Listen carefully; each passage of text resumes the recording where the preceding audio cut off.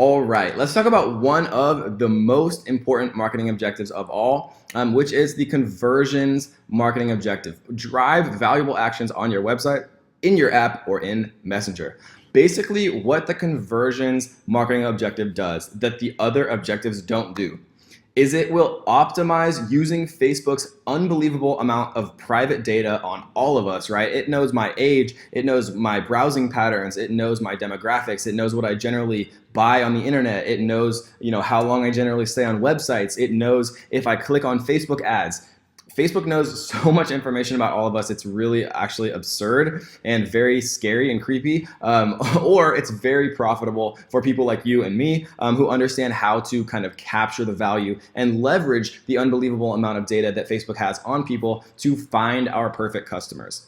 And so we are, like I've said a couple of times, going to go much more in depth into these different marketing objectives and actually build out campaigns. But I just really quickly want to show what it kind of looks like when you do a conversion campaign, just because it does look a little bit different. And this is going to look weird because this is a brand new account I set up as the Ad Ninja course demo. But if you were creating a conversion marketing objective, right, a campaign, what you could do here is it says, please select a conversion event.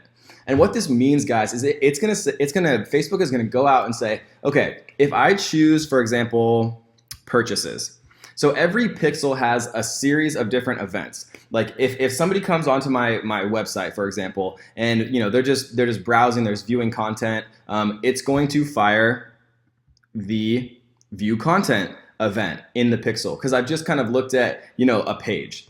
If I perform a search on a website, Facebook's pixel is smart enough to know that a user performed a search. If I added any product to a cart, Facebook is smart enough, the pixel is smart enough to know that a user added something to your cart. If somebody made a purchase on your site, if someone added their payment information, Facebook knows every time one of these individual events happens, and then you're actually able to optimize to show your ad only to people who are most likely to do whichever conversion event you select.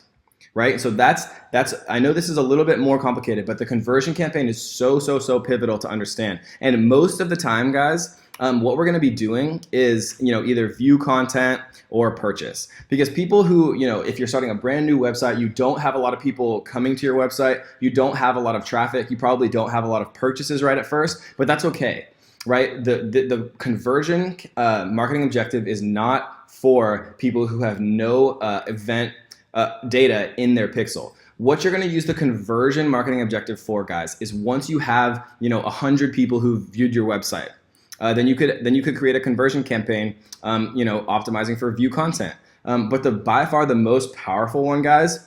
Well, it depends. If you're trying to optimize to get more registrations for your webinar, this is a great one. If you're trying to optimize to get more, email leads from like a cheat sheet landing page, this is a good one. But most of the time, guys, the most powerful usage of the conversion marketing objective is optimizing for the conversion event of a purchase. So if you have 100 people, or even, Facebook says that you need 25 event fires. And when I say event fire, that means this purchase is an event according to the pixel. So if you have 25 people who've purchased from you, from your website in a week, in 7 days, then that is enough data according to Facebook. And they change that from time to time, but that's enough data according to Facebook to have an optimized, at least a minimally optimized purchase conversion campaign. And so if you have 100 purchases, or if you have 1,000 purchases, this just gets smarter and smarter and smarter at finding other people who are more likely to also convert and who are also to purchase. And so we choose the purchase event here. And now when we actually go out and create this campaign, guys, Facebook is going to say, okay, well, if you have 100 people who purchase, I'm going to only show this ad to people who share as many similarities as possible with that seed, that source audience of event data from the pixel who are also likely to purchase. And that is how a conversion campaign is so valuable, especially the more data that you actually give your pixel. So when people say that they're seasoning their pixel, it means that they're driving traffic to their site, whether it's organically from Instagram or YouTube, or people who are interested in their Facebook page or whatever, or if they're driving traffic via a traffic campaign. The more people who visit your site, the smarter your pixel gets. The smarter your pixel gets, the more profitable your conversion campaigns get.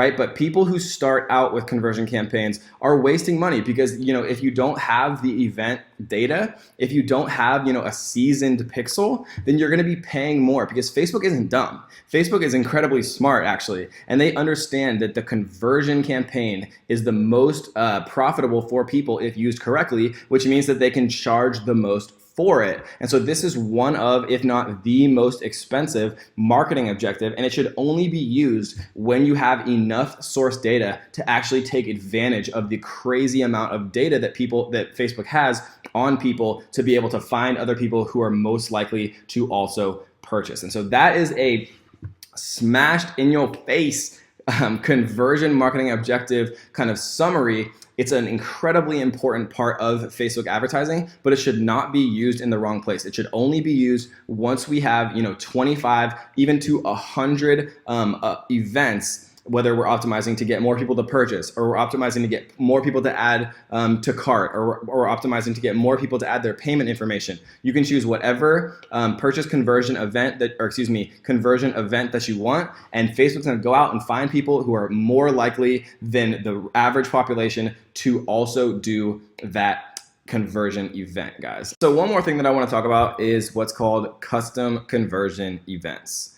And so custom conversion events basically allow you to optimize for anything. So as you guys saw when we actually went into the ad itself here, we can choose what Facebook allows us to as far as conversion events, view content, search, add to basket, add to wish list, things like that. But let's say, for example, that we wanted to create a custom conversion event and we wanted to target more people who viewed our order page but haven't viewed our thank you page. So people who are showing interest but haven't bought yet.